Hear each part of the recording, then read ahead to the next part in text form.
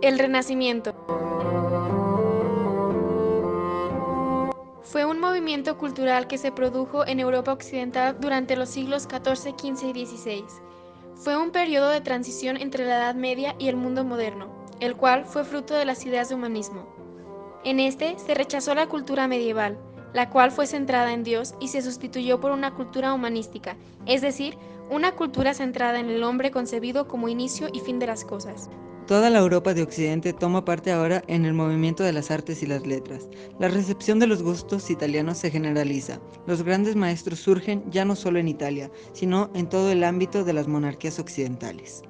Se denomina Renacimiento al periodo de la historia europea que surge en el siglo XIV, caracterizada por un renovado interés por el pasado grecorromano clásico y especialmente por su arte. En el Renacimiento, el hombre centra toda su actividad en el hombre como tal, es decir, después de la inactividad medieval, el hombre piensa ahora como una libertad de espíritu, que le conducirá a la libertad de pensamiento, el culto a la vida y el amor a la naturaleza son otros aspectos importantes. Además, el Renacimiento estableció como fuentes de inspiración el equilibrio y la serenidad. El hombre integral, el genio múltiple, el que se concilia de todas las ramas del saber en una actitud fecunda, fue la gran creación del Renacimiento que cristalizó las figuras que mantienen vivas la admiración a través de los tiempos, como Leonardo da Vinci, Miguel Ángel o Rafael. En esta etapa se planteó una nueva forma de ver el mundo y al ser humano, con nuevos enfoques en los campos de las artes, la política, la filosofía y las ciencias, sustituyendo el teocentrismo medieval donde se consideraba a Dios centro de la realidad, por el antropocentrismo, que considera al ser humano el centro de todo. El humanismo, eje ideológico del Renacimiento. Es la manifestación ideológica y literaria del Renacimiento.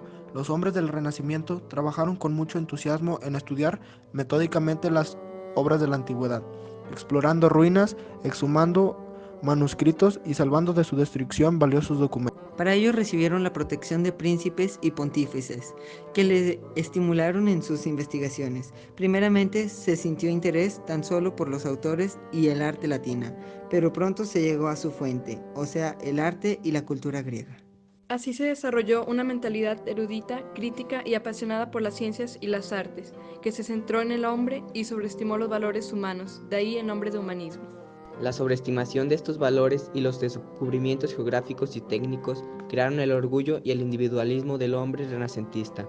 Surgió así una visión del mundo de lo más antropocéntrica, desligada de la religión y del teocentrismo medieval, en la que el hombre y los avances científicos supondrán la nueva forma de valorar el mundo. El Quattrocento es uno de los periodos más importantes del panorama artístico europeo. Aparece la figura del artista creador en detrimento del anonimato.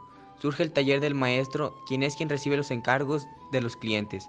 Este hecho podría considerarse como el nacimiento de la categoría de autor. El hombre es la obra más perfecta de Dios. Se pinta la figura humana independientemente de lo que se representa. Se caracteriza intelectualmente por el paso del teocentrismo medieval al antropocentrismo humanista de la Edad Moderna. Características del hombre del Renacimiento. Un erudito, un hombre culto, se siente atraído por la filosofía de Platón, enamorado de la antigüedad. Preocupado por el estudio de todas las disciplinas en el campo del saber, el estudio y la traducción de la cultura latina, interés por la mitología, haciendo resurgir el paganismo en el arte cristiano. El hombre piensa ahora con una libertad de espíritu, que le conducirá a la libertad de pensamiento, el culto a la vida. El amor a la naturaleza. El hombre renacentista propone la separación entre lo cívico y lo religioso. Orgulloso e individualista. Interés por el arte grecorromano. En lo artístico, abandona la limitada temática religiosa y se complace en mostrar el esplendor de la forma, la luz y el espacio infinito. Trata de buscar la forma tridimensional y desechar el arte puramente lineal.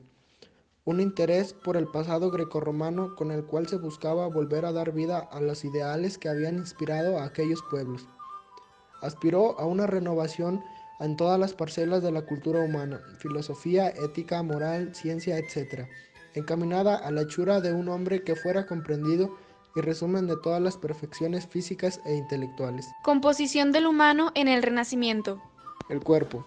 El cuerpo nos permite la experiencia en el mundo, pero esta experiencia está mediada por las maneras en las que asumimos nuestro ser, y su habitar en un contexto, por las representaciones que establecemos del propio cuerpo. Tal como lo afirma Le Breton, el cuerpo es una construcción simbólica, no una realidad en sí misma. El cuerpo en Occidente es un cuerpo aislado, que implica la posesión y la individualidad, características que se iniciaron con los cambios en la percepción del mundo en el siglo XV. También permite la experiencia en el mundo. Así asumimos nuestro ser y las representaciones que establecemos con el propio cuerpo. El cuerpo es la prisión que encierra el verdadero yo. Además, el cuerpo toma importancia por la visión de la creación que Dios hizo con los hombres, contemplación de lo divino, de la belleza y de lo perfecto. Alma, contenida por un mecanismo que la debilita.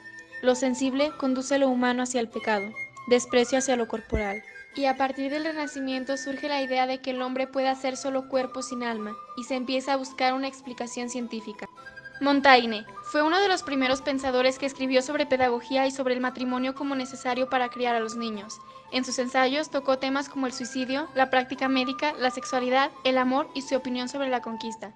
Cabe destacar que este pensador compartía las ideas del relativismo cultural, es decir, que respetaba las diferencias de representantes de otras culturas. Nicolás de Cusa decía que el ser humano en todos sus estudios busca a Dios, pero no es capaz de entenderlo en su totalidad.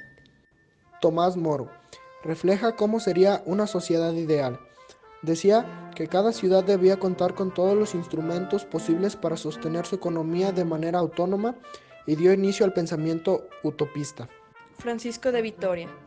En sus tratados planteó que existen derechos naturales que debe disfrutar todo ser humano: el derecho a la libertad personal, el respeto al derecho ajeno y la idea de que los hombres son iguales.